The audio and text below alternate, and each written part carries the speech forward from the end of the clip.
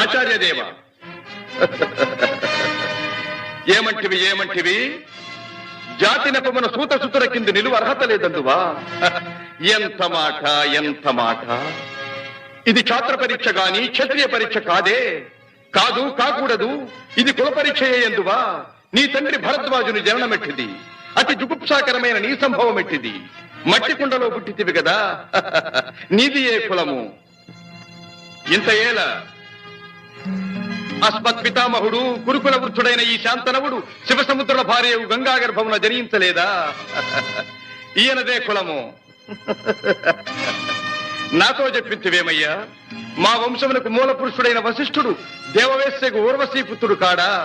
అతడు పంచమజాతి కన్య అయిన అరుంధతి ఎందు శక్తిని, ఆ శక్తి చండాళంగన ఎందు పరాశరుని, ఆ పరాశరుడు పల్లెపొడిచైన మత్స్యగంధి ఎందు మా తాత వ్యాసుని, ఆ వ్యాసుడి విధవరాండ్రైన మా పితా